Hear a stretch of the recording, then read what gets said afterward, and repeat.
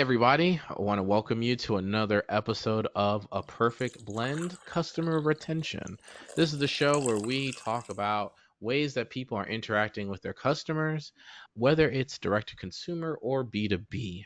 And today's guest is Devesco Pierre. He's a principal consultant at Oracle who grew up in the 20th century, trying to remind himself every day that it's the 21st century, so he needs to embrace change. And to embrace that change, he's become an integrator, trying to make complex tasks simple for others to understand, and things change daily on his job. And so we're going to talk to him a little bit about what he does. We're going to talk a little bit about how he's interacting with customers. He said that his guilty pleasure YouTube show, not television show, YouTube show, is the Pat McAfee show. I've We're going to talk a little bit about that maybe in a bit. And his most active social media platform is Twitter.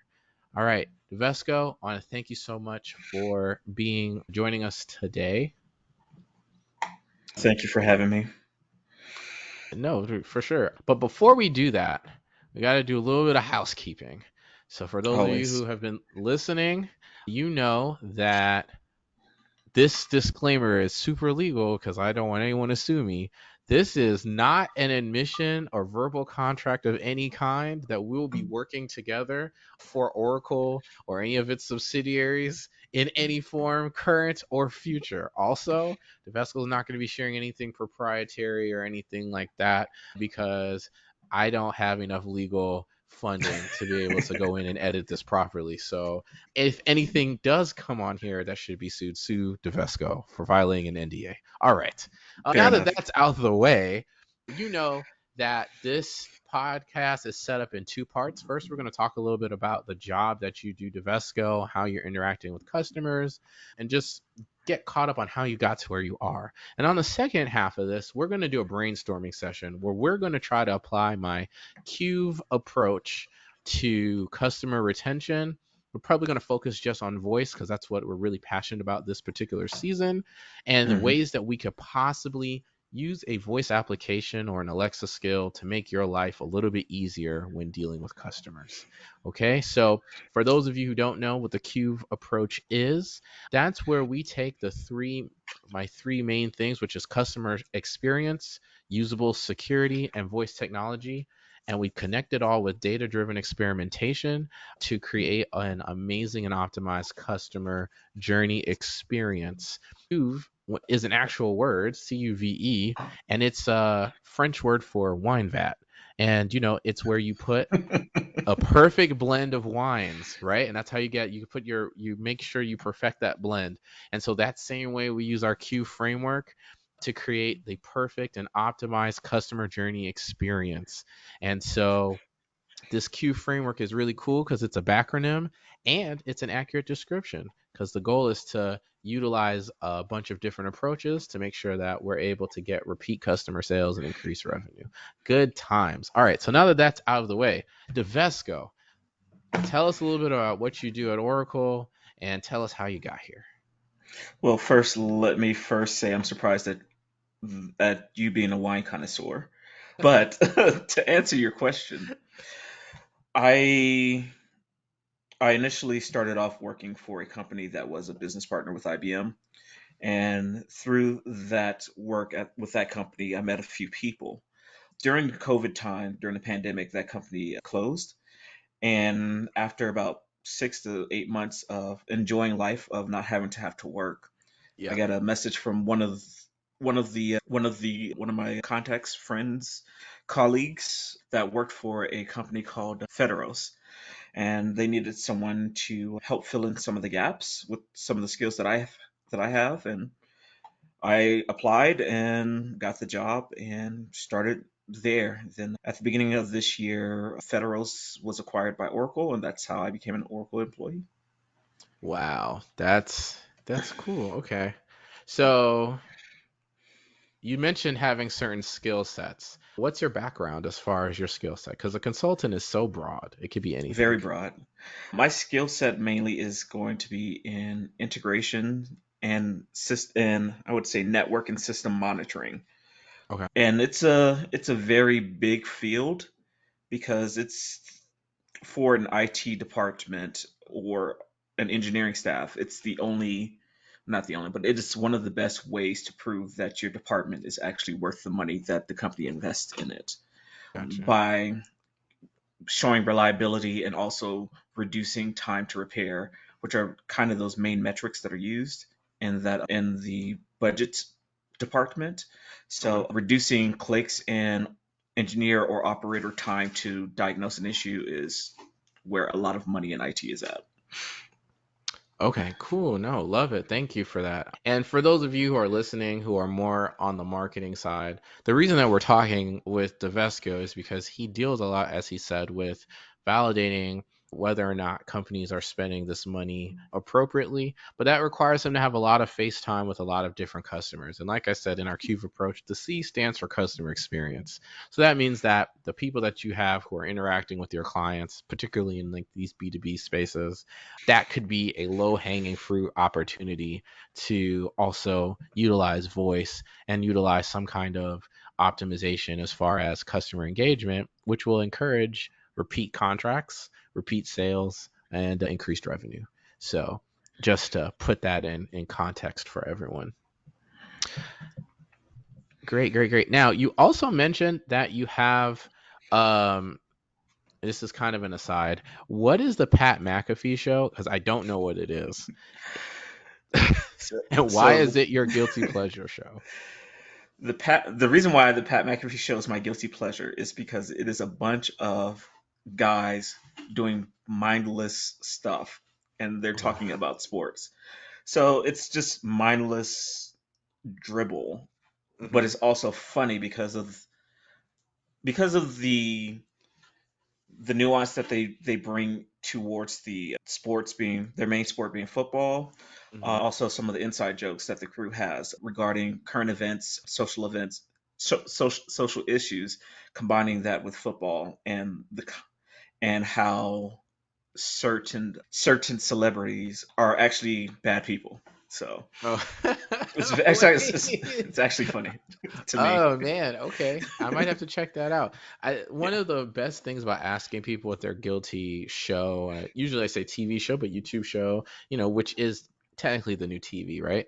Is that I get to learn a lot about like different things that I haven't always heard. So I love asking that question. So now we're gonna get back on point. That was a little segue. We're gonna get back on target. So you're working with these companies, Hmm. you deal with them, you're helping them find these metrics, do the monitoring of their infrastructure, maybe integrate various kinds of platforms, things like that, right? So let me make up a company, and then you Hmm. kind of give like me like how what your interactions kind of look like in some scenarios that someone who's not as technical will get, if Okay. that makes any sense. All right, so I'm going to make up this company. My company is going to be, I'm looking around here, what can we do? Oh, okay. Let's say that I'm the great value social media. All right, Okay. that's what we'll do. Right? Great Great value value social media. social media. It's not a Any real thing. relationship No with one should sue me. Walmart? Huh? Any relationship with Walmart? No, no, no, no relationship with Okay. Walmart because I don't know if I legally can say that. So maybe I should change it to the greatest social media. That's what I'll call it. The greatest social media network. There we go. I Even don't safer. know. You might Even get sued by safer. Trump. I'll take my chances. Okay. So I'm the greatest social media network, and I'm working with you. You've come in to help me monitor the servers that I'm using for um, storing comments. Is that a realistic thing? Is that how that would work? That's realistic, but there would not be much money into that. Okay. The money would be in, since you are a media company, it would be monitoring whatever servers the media that your customers or users would be using. Oh, okay. So that would be the distribution of your media. Granted, the comments are can be important, but when it comes to money, your money is the media and getting it out to the mass, not you getting comments. So Got you. So it would be the bigger picture. So more focusing yeah, on like the video, making sure the video uptime is staying put, and making yeah, sure that like the audio platform if it's dual channeled or however I'm streaming it and stuff like that. I'm making stuff up, y'all. I'm not into streaming technology like that. But Correct. It uh would be those. It would be those areas. Yes. okay, cool. Okay, makes sense. All right. And you said that you came in kind of like on a technical background. So were you always into software and development for forever? Were you more into other avenues of engineering? How did you end up even on the software side of things? I can honestly blame peer pressure on the software side. Let's go. In college, all of my very close friends were in software, did a lot of software stuff and in development.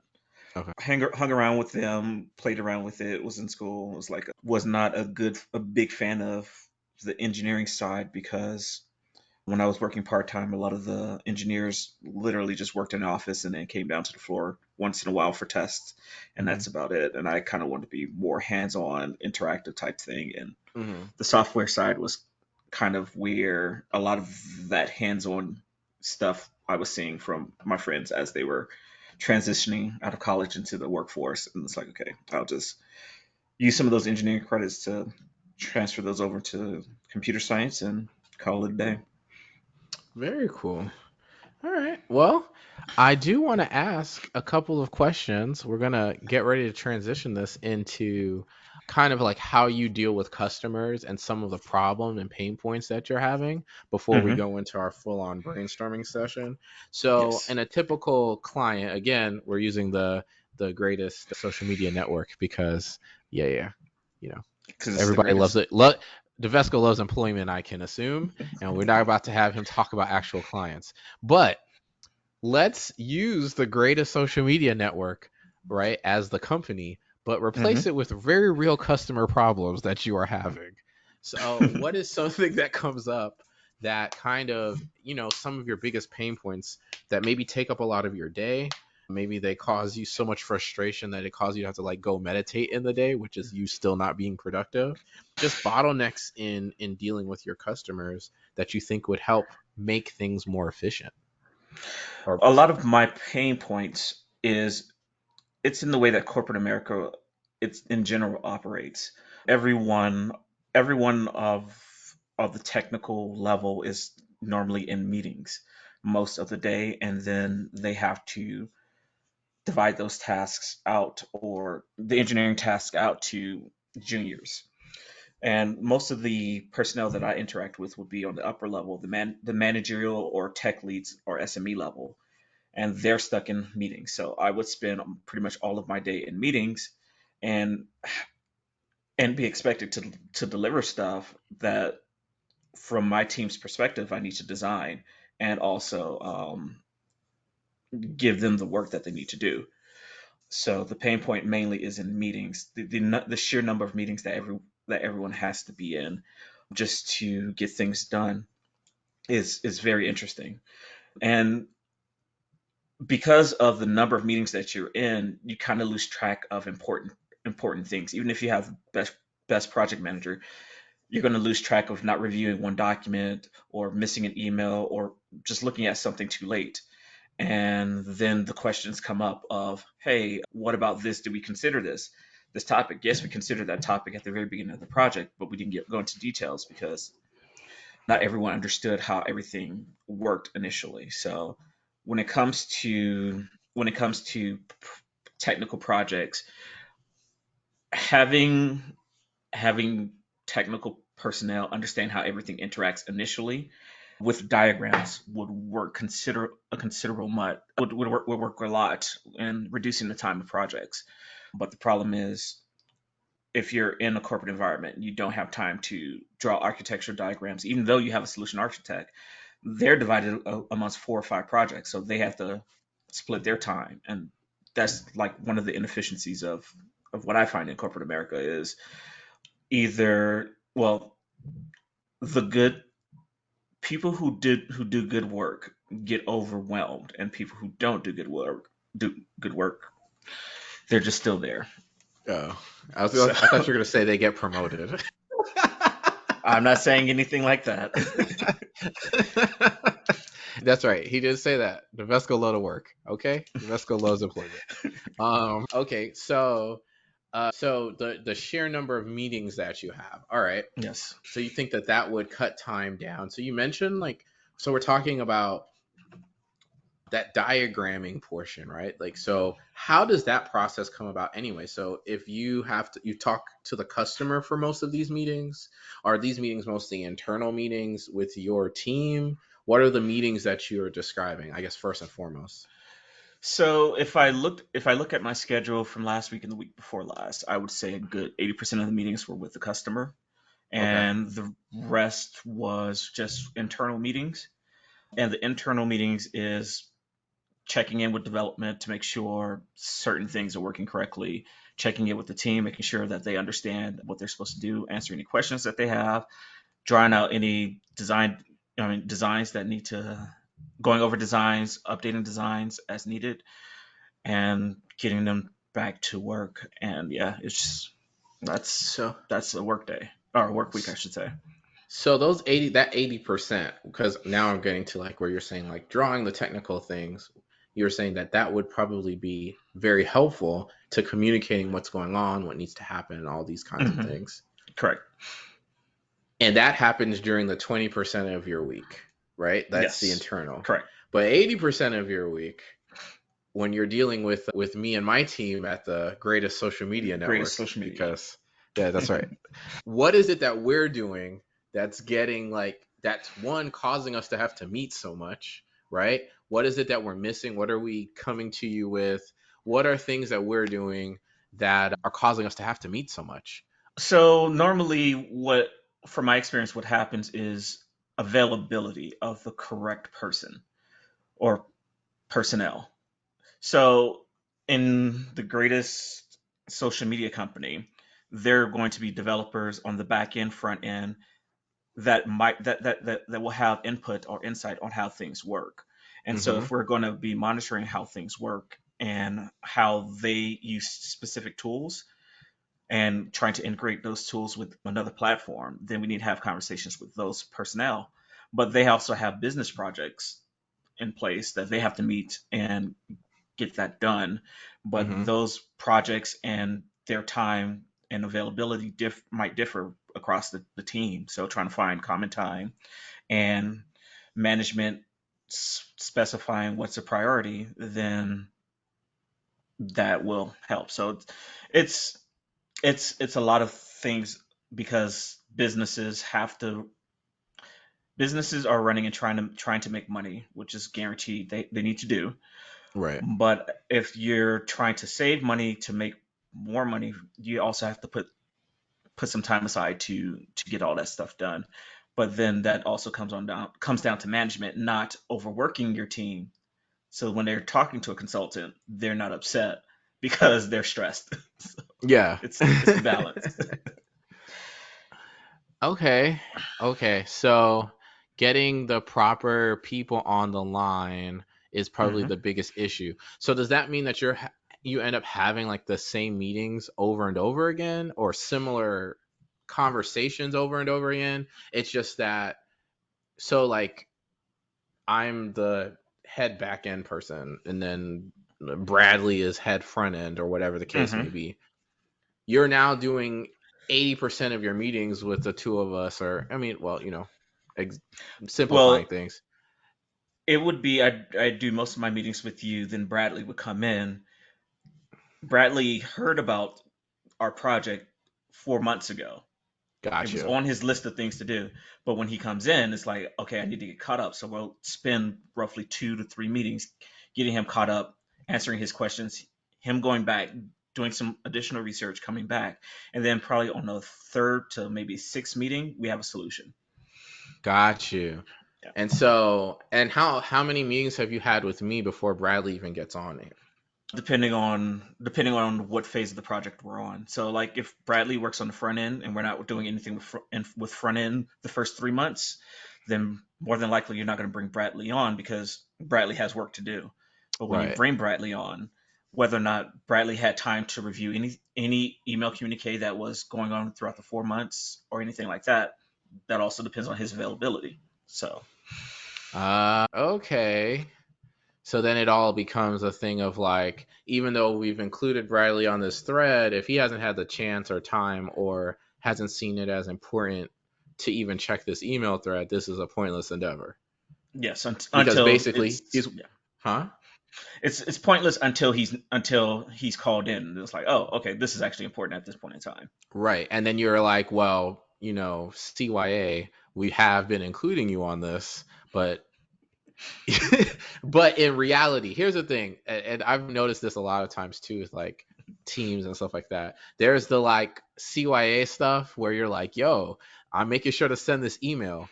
And so on paper, everything is cool and smooth because everyone is included. But in practice, right? Bradley didn't open those emails. And so basically, you're saying he shows up to this meeting super ice cold. Y'all are like, hey, what's your feedback? And like you said, you're spending the first three meetings just like getting them up to speed. And then Yeah. is this usually over the course of 3 days or 3 weeks? Like, how did those meetings often work, or is it So depend? those meetings often work. Everything depends on Bradley's schedule at that point. Got you. So like we can't just say that Bradley's not reading the emails. Bradley might read the emails, but since it's not important or nothing has been asked of Bradley, Bradley's like, okay, I'll just note this information. Mm-hmm. Then Bradley gets in the meeting with us, and Bradley's like, oh, I do recall reading this in the email, but I have questions about this now because it involves Bradley and some point in the email that we mentioned in the call. Then Bradley finds out that Anna's team is in charge of Mm-hmm. something that we need to include because we your understanding is that Bradley team does it. And Bradley's like, no, we go to Anna's team to do To it. So do then the we have to bring in Anna. So and that's where the okay, and whole so now architecture we just diagram will keep, help.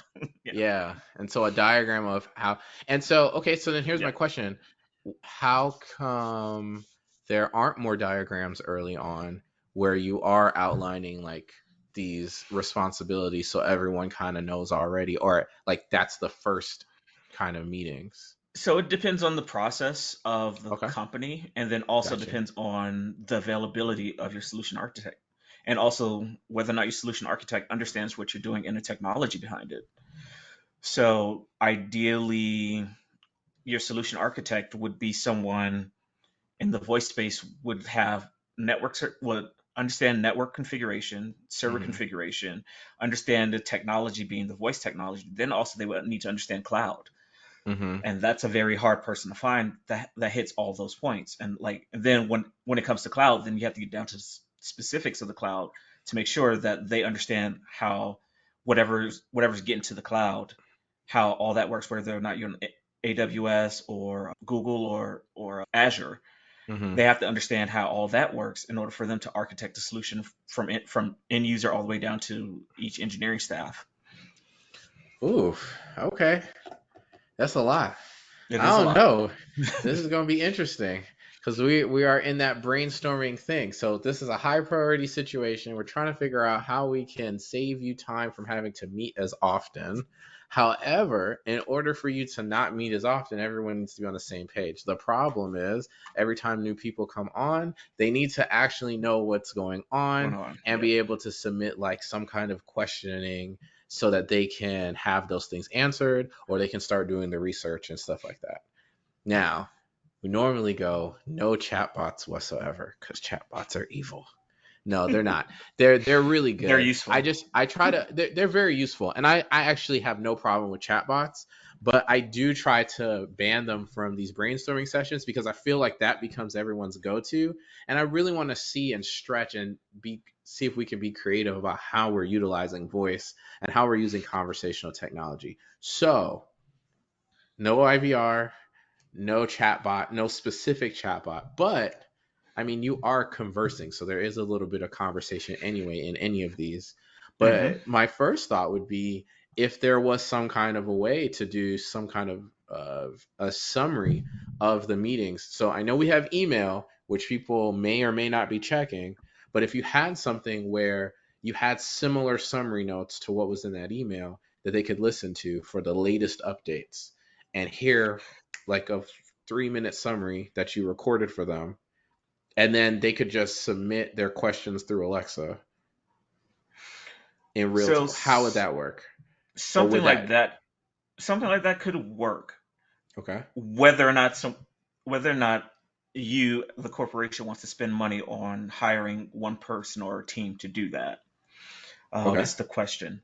So if you go with a daily voice memo type thing to whomever's included, then you have to go down the thought process of, I need to send one to the C level or upper management. Then I need to send one to management, and then I also need to send one to the technical team. So everyone on the technical team is on the same level, same understanding of what's going on. So you're pretty much going to have to do three of those, and that's definitely doable. But solving that problem would be having I want to say an AI Hmm. listen to the meeting. And the easiest way would be having an AI listen to the meeting, and if the AI is actually making bullet points, so when someone goes in to review, they can just delete whatever points they need to, and then the AI just reads off, hey, this is the summary of what's going on. Yeah. That'd be the ideal solution. Is technically have a chat bot listening to your Yeah. chat. Listening to your whole meeting and then doing no, I think that would be something. And I'll say this, like, I'm thinking about it from the the prospect of you, the Oracle person, being like, hey, this is just a service that we're offering. So it doesn't become an extra thing for that corporation. It's you coming in and be like, hey, this is just another way that we Another offer, way I to don't work, know, yeah. transparency, something like that. So then, and my thought, and I like that AI listening part, but I'm gonna put on my usable security hat and be like, everybody ain't down with being monitored like that all the No time. one's down. No one is down. Yeah. But Some are. Younger people are, but I don't feel like younger people are running a lot of big corporations. So, no, that's another challenge. That's another challenge. Is the generational issue. There yeah, are generational issues in corporate America. sure. But a lot of meetings are recorded because not everyone is on On the that call. meeting, so Yeah. they are recorded. And in those instances, that's the perfect Yep. use case. But the thing is, you have to have an AI. You have to program your AI smart enough to understand that in an hour meeting, a good 45% of that meeting is literally brainstorming, Yeah. and that information's not even needed. It's that Right. last 15, 5 or 10 minutes of the meeting where it's like, okay, this is the important stuff that we need to, these are the important questions that we need answered, or these are the topics that we need to cover in order for us to come to a sound decision. Yeah.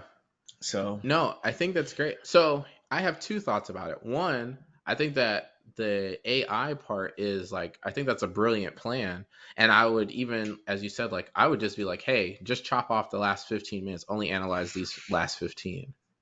I wouldn't say the last 15, because there Okay. might be there might be an answer that's provided in the middle of the brainstorm, and Gotcha. then the topic changes and to now it's another. and now it's a whole new thing. So Yeah. then this adds to my next question. So generally at the end of these meetings, there's not like a quick summary that's like, hey, next, like, okay, so just to clarify, XYZ, boom, boom, boom, boom, in the last 10 minutes or so in many of these meetings. So it all depends on who's running it. If you have a great project manager, then yeah, that'll happen. Okay. I know some if I'm running a meeting, sometimes I forget about that, but I'm Okay. taking active notes and I just shoot the notes off.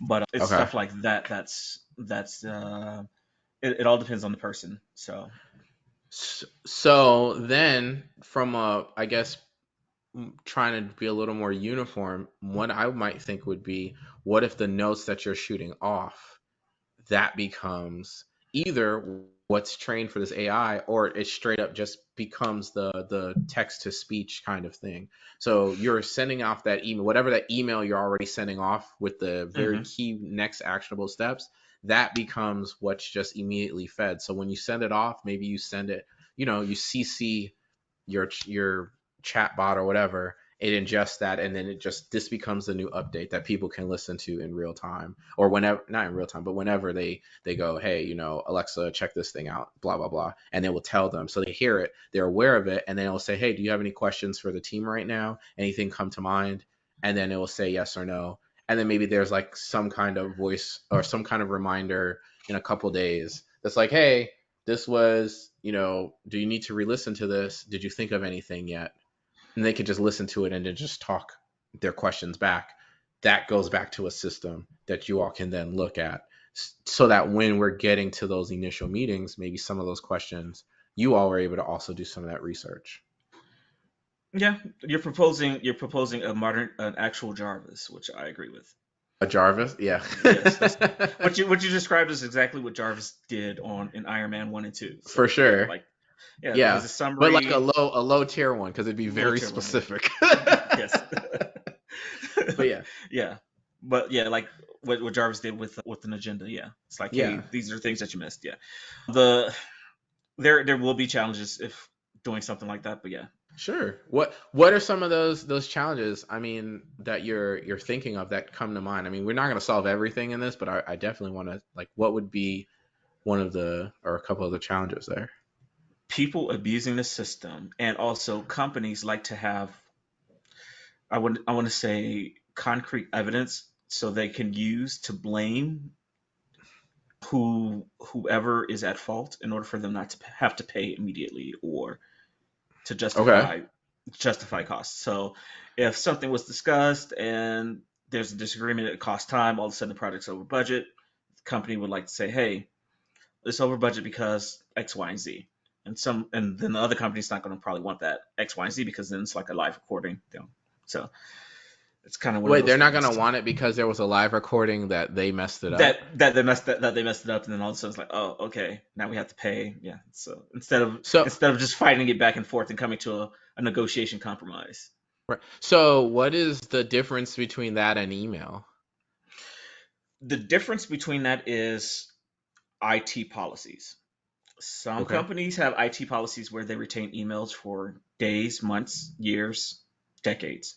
So Hmm. depending on your IT policy, you might have that email, you might not have the email on your servers. So Got you. But then with a video recording, mhm. they're keeping that for years or a year or something like that. Yeah, and well, it'll be harder to how it would be harder to trace a video recording for cleanup, security Right. cleanup. Right. So so I think my maybe my modification of it just being the emails but read to you by Alexa. Hmm. So it's not actually recording the video. It's not a recording that's being saved. It's just that we're taking the email that was already going to be sent anyway, and we Hmm. just put it in a format where Alexa will read that back to you. So then it's just like a voice email kind of thing, which they Yeah. can still do and do away with and discard from their servers at whatever weird, legally convenient time. Time. You know Yeah. what I mean? But then it's still maybe still gives you that, like I said, like it gives you that summary. Anyone can go, oh, my Alexa thing is flashing. I got a new update. I'll listen to it today or tomorrow, and they know that it's there. It reminds them. And then from a security standpoint, there is like Alexa for Business. So you can actually set it up to where you go, hey, if someone doesn't have like isn't in these locations and doesn't have this um, email ending, like the at whatever, then they Domain. won't even Yeah. be able to access it if they're not in those. So you don't have to worry about people listening Hmm. to these updates at home or using their personal devices and stuff like that.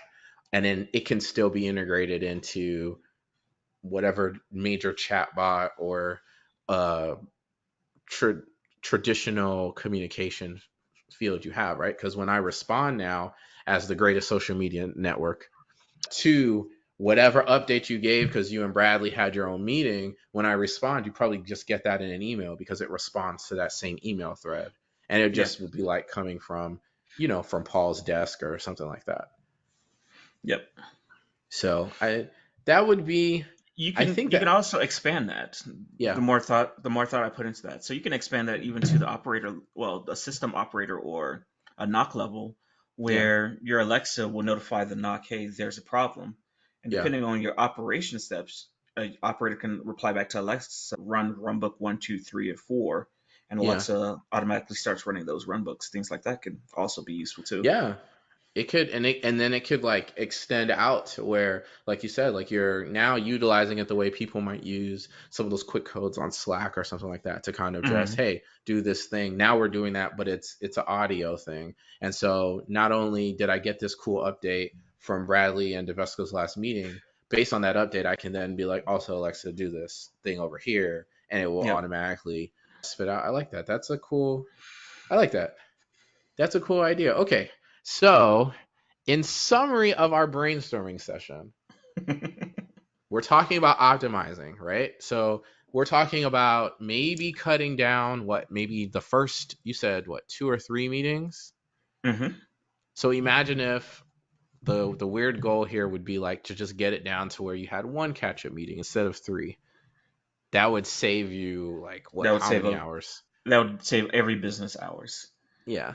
Okay, cool. So this is a super cost saving thing. This is an efficiency solution, which is cool, which helps with customer experience because now these brands are excited, but also you're able to focus more on creating those diagrams, which actually push the needle forward, which actually allow people to hit goals and not have to spend you, the consultant, extra cash that they didn't want to, which I feel like every company feels like they're overpaying consultants. That's a personal feeling that I've on the consultants. As a consultant, I feel like that's how many of them feel all the time. Well, see, the person making that decision is overpaid, so they feel threatened by a consultant. Yeah. My opinion. I like that. I like that. My opinion. These are not the opinions of Oracle. These are the opinions of the individuals, Paula Devesco. This is not an official Oracle opinion. There we go. I think honestly, that's if we legal enough. I don't know. We'll see. honestly, if we can create Alexa to be a CEO, I think a lot of people would be happier working for Alexa than a human CEO. Just an automated CEO chatbot. Yeah, Alexa will turn on your lights to wake you up in the morning at the proper time. She will remind you to go check your mail. Yep. She can start the coffee before. Like, that's the perfect CEO. Like, hey, Hey, that's it. she remind you to go take a nap in the middle of the day. Like, hey, you can't have any meetings during this time because you need to go eat lunch. Yeah. Thank you, Alexa. And I think that's what a lot of people felt like Alexa was going to do. And I know there are like calendar integrations and stuff that you can do or create. So that's Hmm. that would be, yeah, I think that would be cool. I was imagining like the Alexa CEO that like you submit all of your TPS like reports too. consultant pitches to, and then she just like Eagle Eye, but for business. You know what I mean? So instead of deciding if Yeah. to go to war, it's like, do we actually spend this amount on Um, ads this month? Does this make sense? And then just everything just gets fed in, and then you know that'd be kind of funny. And if not Alexa, using one of those open source systems like Mycroft, where you can then be completely off grid for those of you who don't want Amazon running your servers and such.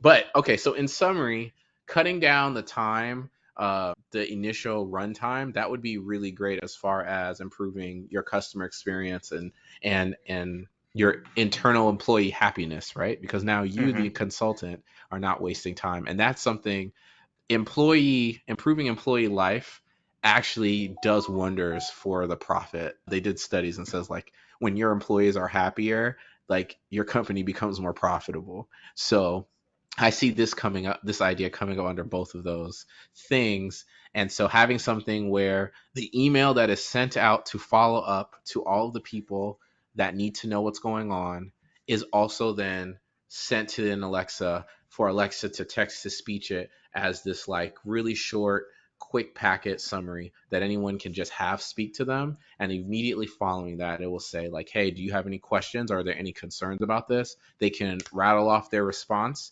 say send, and it's done. They don't have to think about it again, but they got those points. And then you and whoever the active person is or the primary partner is can know what other things to investigate in the interim so that when Bradley does finally join the team in our scenario, Bradley not only is more up to date because he just had to hear it once or twice, but hmm also you're aware of some of the concerns. So even if he doesn't remember that he asked some of those questions, you'd be like, oh, well, we already looked over that the last 2 weeks. Here's how this goes. And maybe we can cut one or two of those meetings out. So Well, in one oh, go ahead. I was going to say one other thing we need to keep in mind is even if we go with that solution, Yeah. every time Alexa reads an email, some type of summary from the past needs to also be included, so that way you don't because you're going to forget all the you're going to forget each and every quote unquote Right. chapter that's passed. So having a summary of the different chapters as the project progresses would also be a good option too.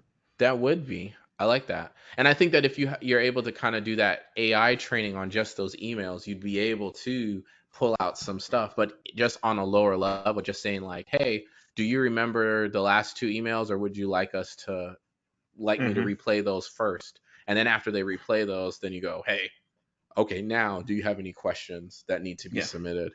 That would be even like very low low hanging fruit, but yeah. difficulty, low hanging kind of fruit. But then I think your idea of creating that AI would be great. So now is the part of our talk. We're gonna wrap that brainstorm session up, and I just want to give you an opportunity to, if there's something you're passionate that you're working on, if there's any kind of, I don't know, advice or just anything, this is your time to just kind of share what is on your heart to share with the people. Oh, my main passion is scuba diving, so I'm just excited for next year because I got two dive trips coming up, and Okay, I'm ready. I'm ready to go do a dive with some sharks and a dive in Curacao again. So that's that's about pretty it. cool. All right. So do you think more people should be scuba diving? Is I there think like everyone. a I think everyone should scuba dive. That's what you think everyone should scuba dive? Why? Well, everyone should scuba dive. The reason why I think everyone should scuba dive is, from my perspective, scuba diving is like one of the most relaxing recreational sports that you can do. Once you Really? get once you actually get in the water, it's very relaxing. If you're Okay. working too hard, you're kind of not doing it right, Okay. and you're always trying to improve. Also, from a conservation standpoint, like, you learn how much the effects of what you do on land affects just the ocean, 3,000 miles away from you. And you're like, Mm. really? And as you learn more about it, you start to realize that, hey, everything I do has an effect on not just the wildlife that's around me, but also Point Nemo, which is like so far away from me that Yeah. actually I have some form of an effect of it you know, outside of rockets landing in the Pacific, but Yeah. because we No, use those that's satellites. But yeah, no, that's an interesting take. I like that. So thank you for that. So everyone, thanks for listening in to another episode of A Perfect Blend. Join us again next time, and we'll see you then. I don't know. I need a better outro, y'all. But yeah. All right. See you on the next episode. Bye.